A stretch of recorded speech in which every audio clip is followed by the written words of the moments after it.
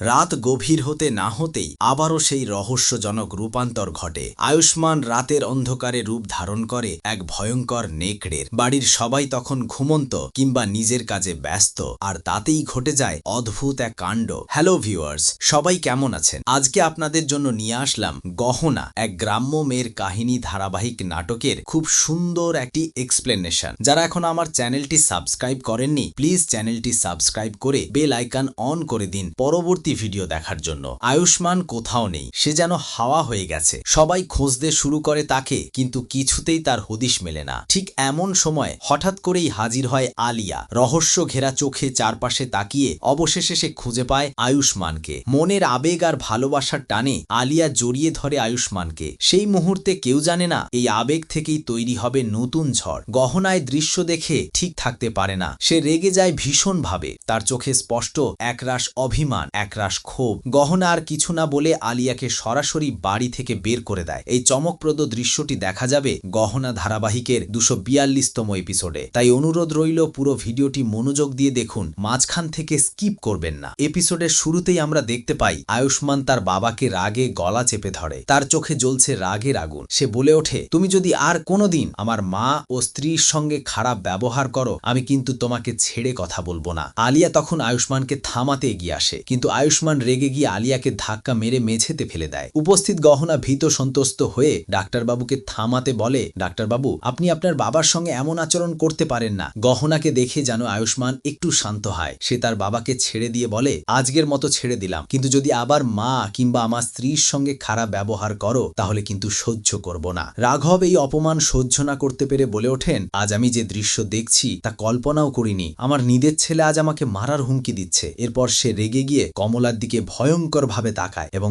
ঘর ছেড়ে বেরিয়ে যায়। এই দৃশ্য দেখে জানকী দেবী অত্যন্ত ক্ষুব্ধ হন। তিনি আয়ুষ্মানকে বলেন, তুমি তোমার বাবার সঙ্গে এমন ব্যবহার করলে? উত্তরে আয়ুষ্মান জানায়, পিসিমণি, আমি জানি আমি যা করেছি তা ভুল, কিন্তু বাবাও তো মায়ের সঙ্গে অন্যায় করেছেন, আমি বাধ্য হয়েই করেছি। এরপর আমরা দেখতে পাই গহনা এবং আয়ুষ্মান একসঙ্গে ঘুমিয়েছিল, কিন্তু রাতের মাঝ পথে হঠাৎ গহনা ঘুম থেকে উঠে দেখে পাশের বিছানায় ডাক্তারবাবু নেই। সে চারদিকে খোঁজাখুঁজি করে, কিন্তু কোথাও খুঁজে পায় না। তখনই তার চোখে পড়ে মেঝেতে পড়ে থাকা একটি ফুলের তোড়া। গহনার মনে আতঙ্ক দানা বাঁধে। দৃশ্যপট পরিবর্তন হয়ে যায় রাঘবের ঘরে। সেখানে রাঘব প্রচুর মদ খেয়ে মাতলামি করছিল। ঠিক তখনই কমলামা এসে তাকে বাধা দেয়, কিন্তু রাঘব বলে ওঠে, আজ আমার ছেলেই আমাকে গায়ে হাত তুলেছে, আমি না মদ খেয়ে যাব কোথায়। রাগে অন্ধ হয়ে রাঘব কমলার গলা চেপে ধরে এবং ঘর থেকে বের করে দেয়। সে হুঙ্কার দিয়ে বলে, যা গিয়ে তোর ছেলেকে বল আমি তাকে একটুও ভয় পাই না। রাঘব অঘর মদ খেতে বসতেই হঠাৎ ঘরের মধ্যে প্রবেশ করে এক নেকড়ে। রাঘব তা দেখে ভয়ে চিৎকার করে ওঠে। তার সেই আর্তনাদ শুনে পরিবারের সবাই সেখানে হাজির হয়। চাকরি বলে ওঠে, দি,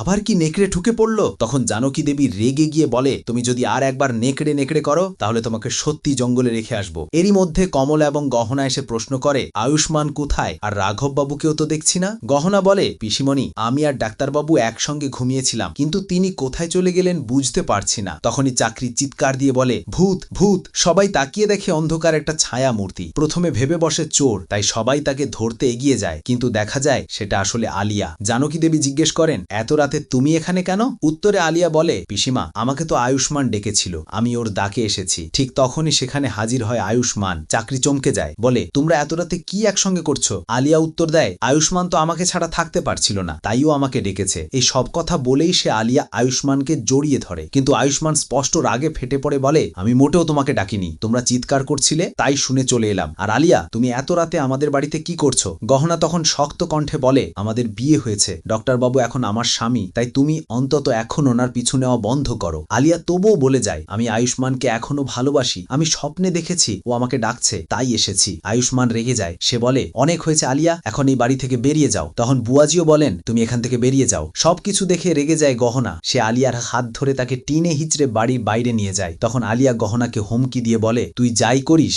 আয়ুষ্মান আমারই হবে, আমি তাকে তোদের কাছ থেকে ছিনিয়ে নেবই। গহনাও চুপ করে না। সে বলে, আলিয়া, যদি তুমি আয়ুষ্মান বা এই পরিবারের কোনো ক্ষতি করার চেষ্টা করো, তাহলে এই মাটির কসম তোকে এই মাটির সঙ্গেই মিশিয়ে দেব। শেষ দৃশ্যে আমরা দেখতে পাই আয়ুষ্মান ভীষণ অসুস্থ হয়ে পড়ে। তখন গহনা তাকে ইনজেকশন দেয়। ধীরে ধীরে সে সুস্থ হয়ে ওঠে। এই নাটকীয় ঘটনার পর এপিসোড শেষ হয়। ভিউয়ার্স, এই ছিল গহনা ধারাবাহিকের 242তম পর্বের সম্পূর্ণ কাহিনী। প্রতিটি মুহূর্তে ছিল উত্তেজনা, আবেগ, সম্পর্কের টানাপড়ন এবং রহস্যে ভরা চমক। ভিডিওটি কেমন লাগলো কমেন্ট করে মতামত জানাও। ভিডিওটি ভালো লাগলে সাবস্ক্রাইব করে লাইক শেয়ার কমেন্ট করে অন্য দেখার সুযোগ করে দিও। ধন্যবাদ।